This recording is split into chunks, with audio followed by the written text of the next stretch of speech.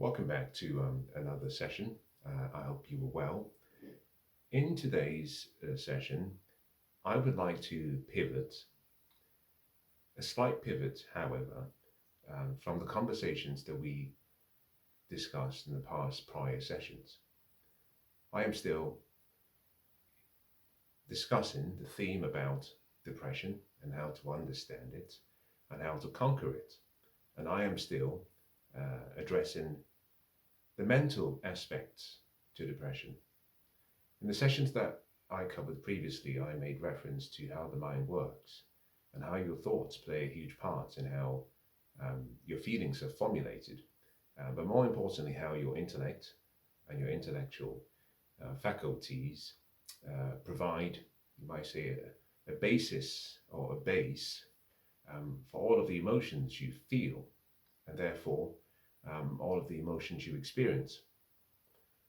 I'd like to perhaps get slightly more serious in today's session and then relax the conversation a little bit as we move forward in the following sessions. Take today's session, however, as a constructive pathway and intention in my part to find a solution.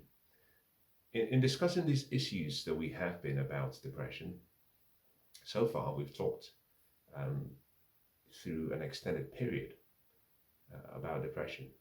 This is the 41st, I think, session on this topic.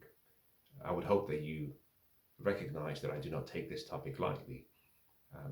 The topic will continue until I have reached a position where I think I have shared everything I know and that I can share. And therefore, whilst this might be a slightly more serious and direct conversation between myself and you, I hope what I say is seen from that prism of good intentions, despite whatever harshness may be construed from my delivery. Now, with that said, I think, absent clinical depression, all depression is self-inflicted.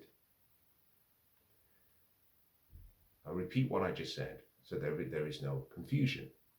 Absent clinical depression, it is my understanding and my belief and my position, I'm more than happy for someone to change and convince me otherwise, but it is my position that all depression is self-inflicted.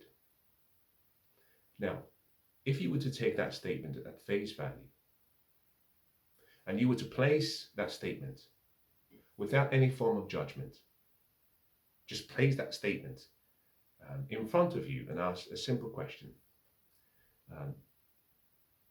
Is this possible? I think you would admit that it is possible. The second question is it plausible? You would say, well, yeah, there is some plausibility to that statement.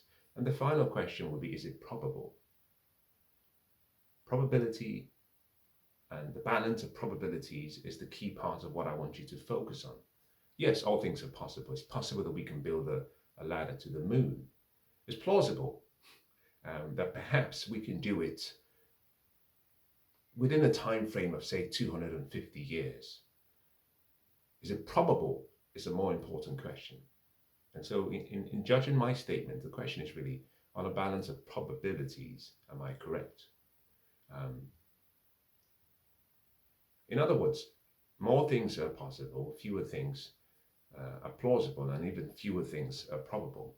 And I have made that statement with the intention of actually providing an empowering message, despite how harsh that message might seem.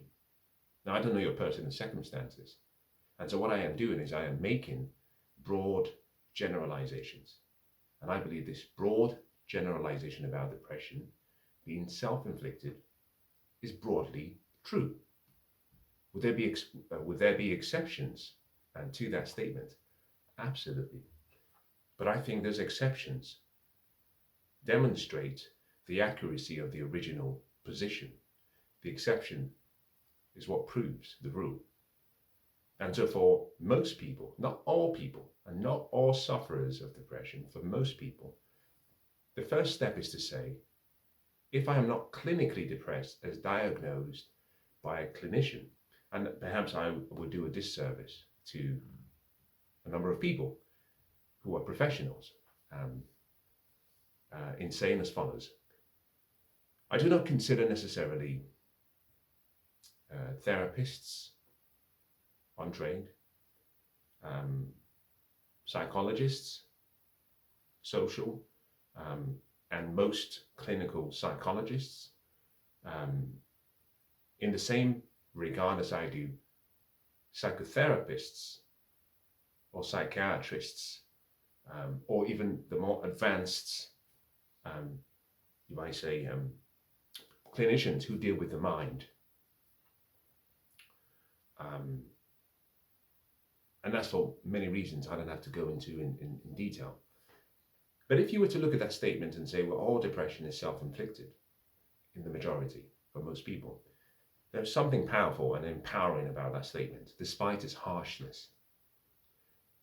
The opposite of that statement, or the conclusion, the natural conclusion of that statement would be that all and most, sorry, apologies for using the word all, most cases of depression, which are not clinical, being self-inflicted, can be self-healed, which is powerful. In other words, we're saying, by making some changes, you can take matters into your own hands and you can heal yourself. Physician, heal thyself. There are certain things that you can do and certain decisions that you can make that do not require your reliance on other people to a large extent for your long-term health and well-being. Now think about this. And I know most people would struggle with what I've just said because we tend to want to believe that there is a magic bullet, a silver bullet, a magic pill, a special doctor, a special someone out there that can actually diagnose your issue and provide the treatment to ensure that you are fully recovered. We fail to see that the greatness is within us. The wisdom is around us. And if we understand and have the tools of the trade and understand the rules of the game, in other words, how does the mind function? And how can I go about using this mind that I have been given, which is a tool? If we can't see that, then it means that we are always relying on other people, something external to self, for our well-being and our recovery. It also means that you will always be a slave to another person because you would always be relying on the goodwill of another person. I need her back in my life to feel that I'm restored. I need him back in my life to feel that I am restored. There is always something that you're trying to reinsert into the picture or the equation for your wellness and for your well-being. It's that position that says, absent what I think should be the case, I'm incomplete.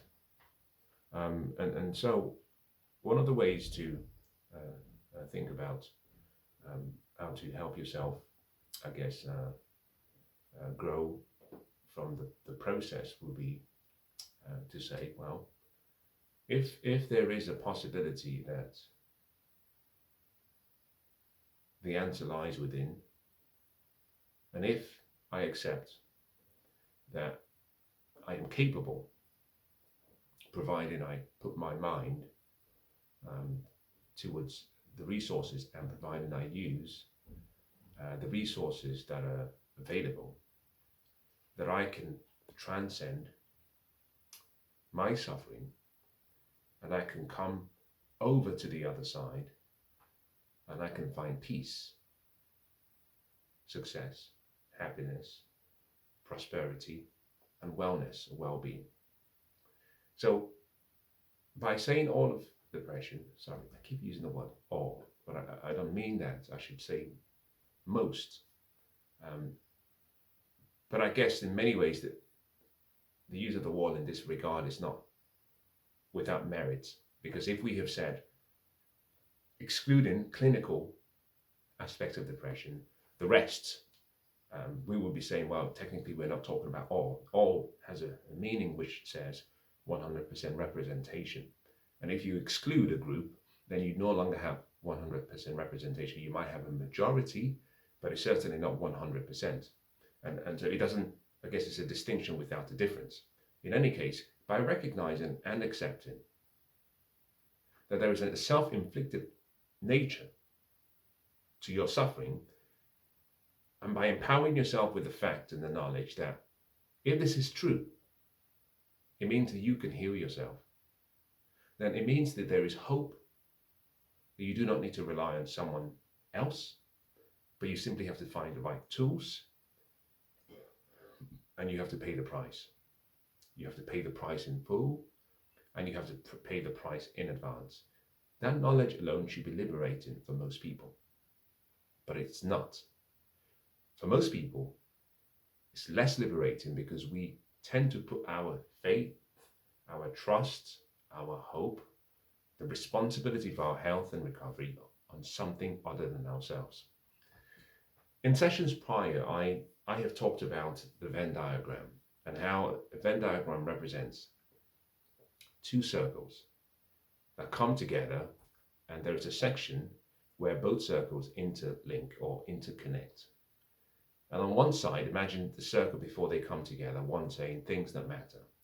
And on the other side, you have another circle that contains things that I can control or that you can control. And if you bring those two together, our personal lives, in order for us to be thriving and happy and successful, there are things that matter. There are things that we individually can control. If we can focus on where they intersect, in other words, you want to focus on what matters and what you can control, then it means your focus, your intellectual faculty of focus, is used in the best optimal way that it should be. And those who focus on things that matter, but they cannot control, have a life of pain and suffering, because there is a sense that no matter how hard they try, that there's something unfair, unequal, there's something untoward. And so by saying, fine, all of depression, especially for those who are not clinically depressed, primarily comes down to a self-inflicted belief, thought, self-image, subconscious state, perspective of life, and therefore by changing what people think, by changing most people's beliefs, by changing the way we use our intellectual faculties of our minds, imagination, intuition, will, memory, perception, by utilizing these faculties in a manner different to how we have used them in the past, we can make a change. As a matter of fact, by just recognizing that you have these powers, these abilities, these tools, as part of your birthright, it means you can make and you can effect a change. Now, this is a harsh position. I know most people want to hear that it's everything but yourself. And I am saying, no. You've been negligent of who you are. You've been negligent in your responsibilities of what you should do. It is your responsibility to take charge of your life and to recognize that things do not change in your life because of happenstance always. Life is not a matter of chance, but it is a matter of choices. And that if you can choose, which you are free to do, you can choose a new narrative, a new identity, a new habit, or set of habits, a new perspective, a new belief, and therefore you can start to optimally improve your circumstances. It wouldn't change overnight, but you can start to make small, incremental, constant, never-ending growth and improvements in the areas of your life that matter, in order for you to transform yourself from the person you are to the person you believe that you can be, or the person you hope to be. It all starts with that choice. You have to make that choice. You have to decide. Then you have to pay the price.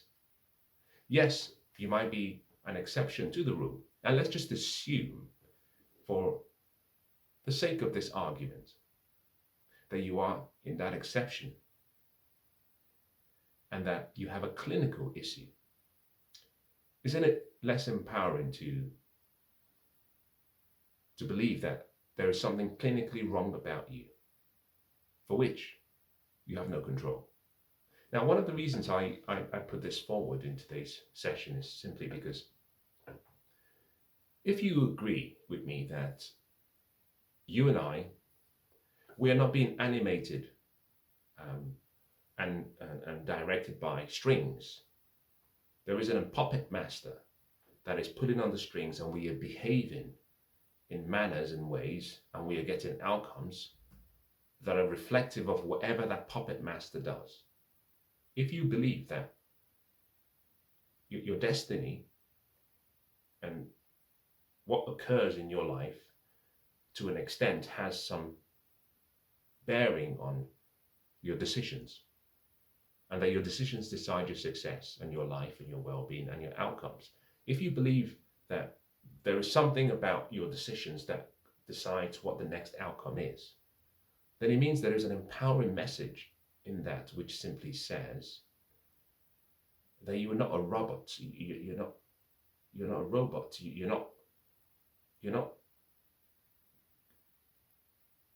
Your outcomes are not based on a code someone has written. If that was the case, that your outcomes were based on a code, and you're simply a robot, and you're simply being pulled by a puppet master, and you are a puppet, then I would accept that the outcomes are out of your control completely. And that if that puppet master has designed depression and anxiety and worry and doubt and ignorance into your life, then that is the card you have to play. But what I am saying is, and I'm not refuting the possibility that some cards have been dealt.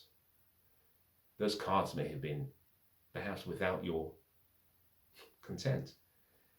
Your history, where you were born, the family you were born into, your circumstances, your past, your sufferings, any matters from the past that may have affected and continue to affect you psychologically or emotionally or mentally and even physically. I'm not disregarding all of that. What I am saying is that if you can accept that you can have a goal, in other words, you can look to the future. You see, the past is like a spent check. You can't use those checks anymore. The currency is wasted, it's done. The future is like a promissory note. It's yet to be spent. The present is just simply cash. It's all you have. And so what we do in life is we look to the past for inspiration and for motivation by virtue of the fact that we may have had successes. And absent success, we stop looking into the past and we look simply to the future. Now, when we look into the future, we see nothing because it's a blank screen. And so therefore, most people look around themselves, look around where they are for hope, right? But that hope does not come from where you are, because where you are is a passing phase. It's like a candle in the wind. So you have to think about the future. And if there is nothing, if there is a blank page, it means you have been given permission to write whatever you want on that page. And what I'm saying in today's session, as I bring this to a close, is that if there is a blank page, and let's assume that the pages prior have been horrible, negative, and painful, and perhaps you wouldn't wish it on your worst enemy. Fine. You've paid a price for that past.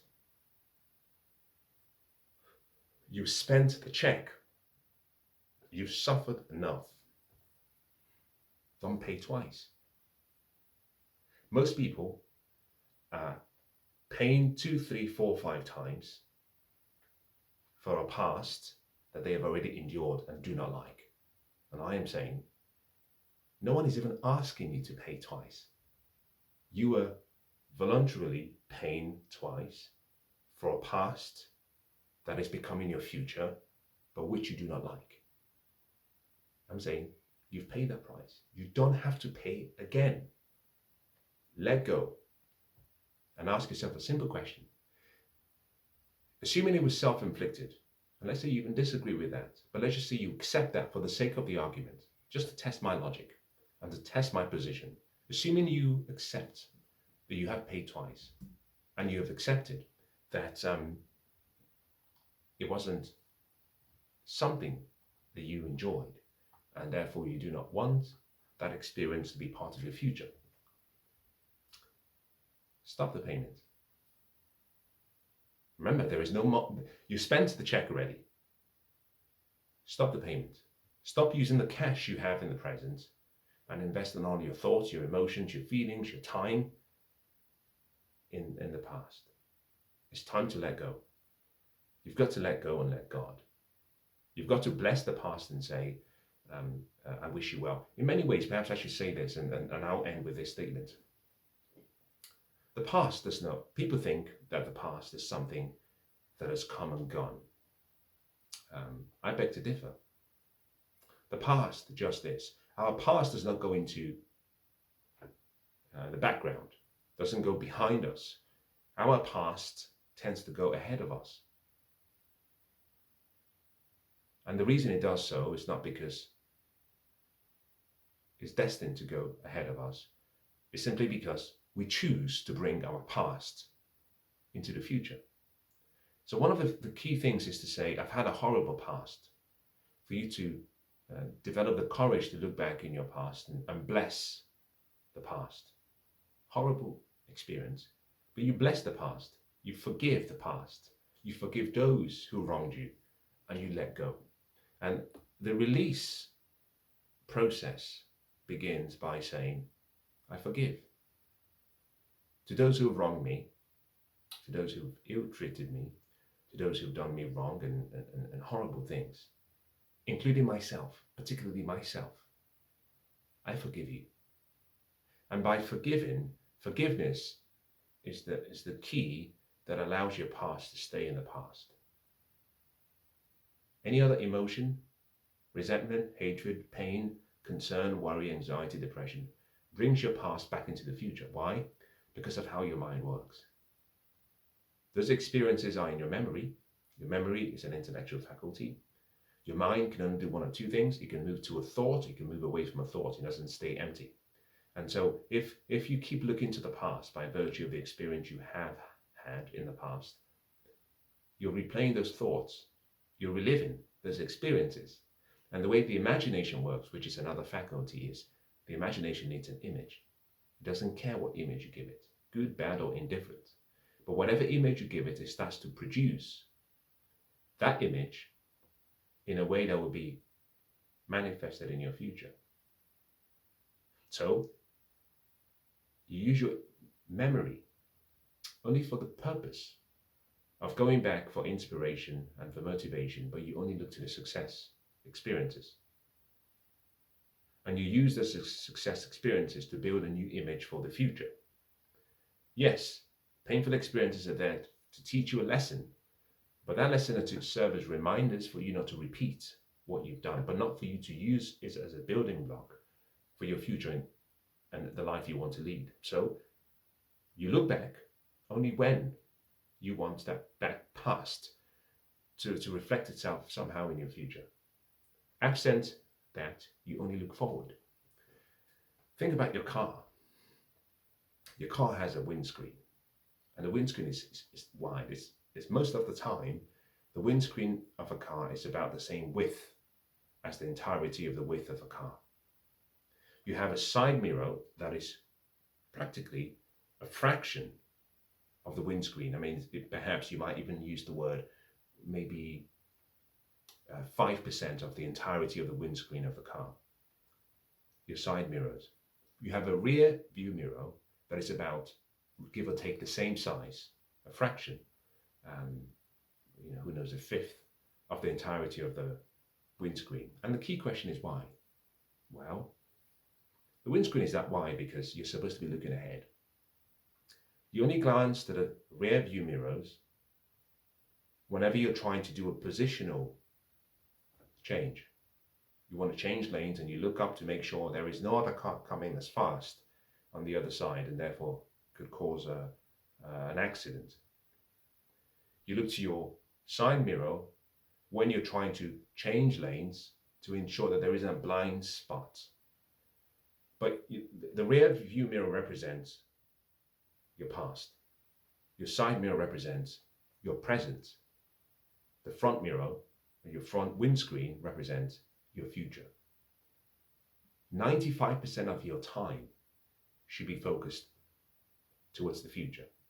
You spend a little bit of time glancing at either your side mirrors or your rear mirror. But all of your attention and all of your focus should be looking forward. Now, in the sessions to follow, I'll talk to you about how and what to look forward to. Because I know some people suffer from depression and anxiety and concern and worry and doubt. And there's a sense that there is nothing to look forward to. Well, if you keep looking backwards and you keep driving your car using the rear mirror, of course there will be nothing to look forward to other than an accident. I hope it's not yours.